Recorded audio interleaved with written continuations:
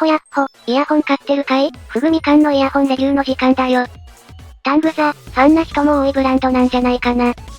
今回紹介するのは、タングザ FUDU バース1とも言われる、タングザ初のハイブリッド型イヤホンだ。ハイブリッド型は、中華イヤホンで一気に一般的な価格帯に普及したタイプのイヤホン。普通のスピーカー、ダイナミックドライバーと、めちゃくちゃ小さくて特定の音を出すのが得意な、特殊なバランスドアーマチュアを組み合わせたスタイルのイヤホンだ。この2種類のドライバーを組み合わせるから、ハイブリッド型と呼ばれるぞ。ファダは、知らない人にとっては驚きの3つのスピーカーが1つのイヤホンの中に入っているタイプ。そして中華イヤホンだと、実はこの構成は割と定番だったりする。ファダは、10mm のダイナミックドライバーと、2台の BA を組み合わせたタイプなんだけど、10mm のダイナミックドライバーは、中国系のイヤホンの中で、最も一般的に使われるタイプで、これを組み合わせた1ダイナミックドライバーに BA のミキシュ構成も、割と中華イヤホンではよく見かける構成だ。具体的に言うと、低価格ではジョイオーディオシャイン、KZZSR や、その他にもたくさん、高価格帯だと、C オーディオの夢シリーズや、その他たくさん、そんな中国系ハイブリッドイヤホンの定番中の定番構成に、このタイミングでタングザ U で殴り込んできた。というのが、このファダというモデル、というわけなんだわ。実勢価格は、100ドルをある程度、現在の日本円レートだと、1万5000円以下くらいと、ちょっと良いイヤホン、という印象だな。果たして、ファダは並みいる強敵を打ち倒すことはできるんだろうか？そして、タングザのラインナップの中ではどんな立ち位置になるんだろうか？詳しく見ていこう。ファダが、割と中国系のハイブリッドイヤホンの中では、基本的な構成である、というのはさっき話したんだけど、実は、外装までもが、割と基本的な構成になっている。ただし、表面仕上げは独特だけどな。ファダは外装の主要部分を樹脂製素材で、フェイスプレートとノズルを金属パーツで構成されている。KZ とかでも多用されている。ヘビーユーザーからすると、親の顔より見た構成だ。もっと親の顔見ろ。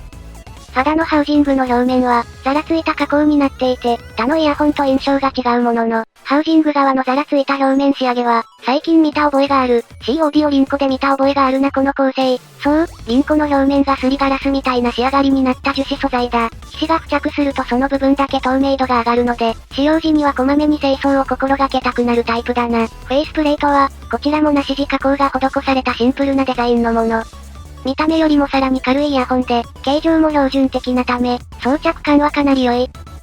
また、この価格帯だと、選べると嬉しいプラグサイズも、3.5mm の標準ステレオプラグと 4.4mm のバランス接続が選択できる。2.5mm くんは、残念ながらリストラされてるな。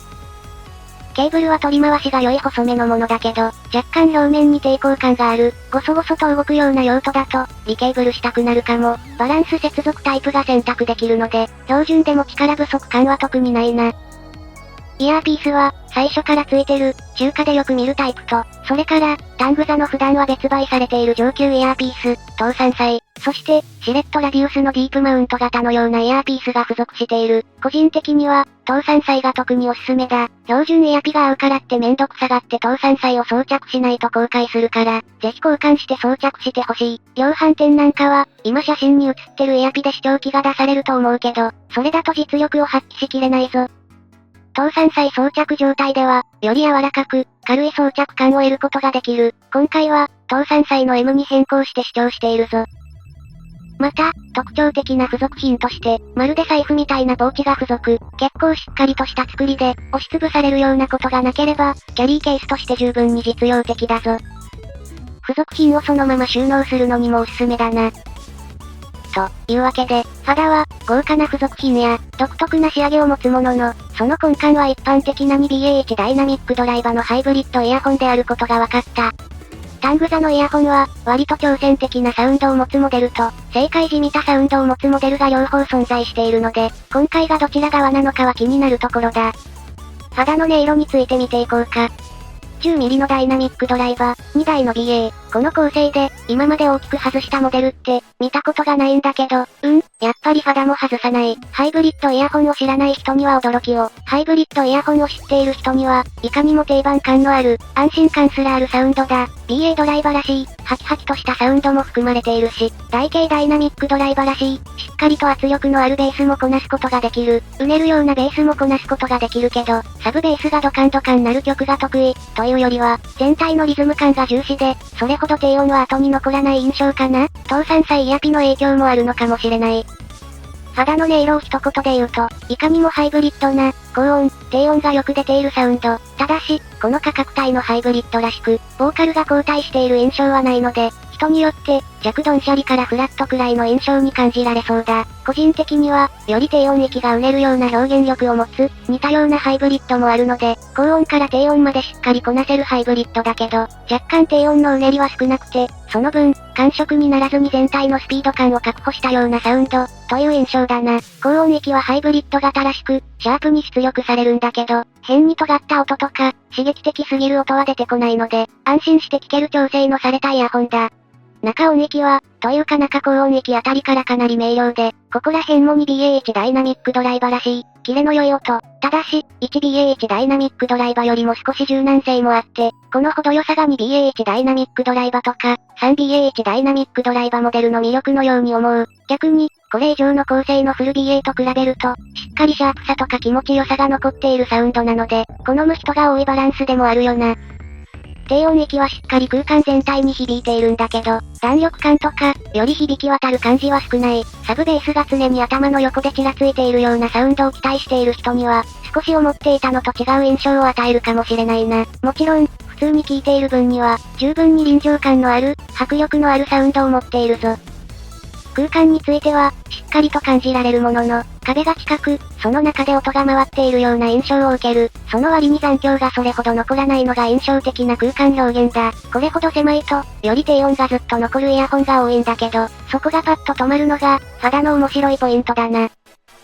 この印象は、同社のタングザ市民リシリーズとは真逆の印象。また、ブランド名が違った時期のヤーンリには近いものの、今回のファダの方が、中高音域の気持ちよさがしっかりとあるため、こちらともまた印象が異なるな。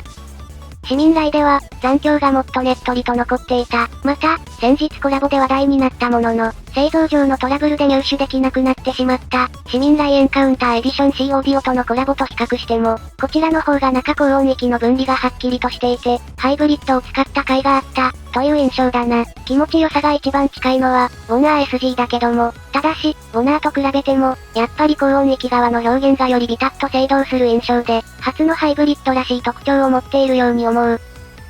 別のブランドと比較すると、今度は結構ハイブリッドのお手本みたいに聞こえる。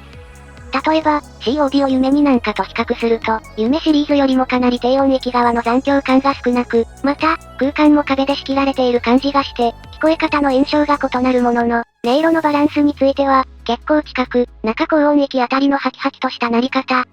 ハイブリッドの魅力と、低音がちゃんと重く表現できるところは一緒だ。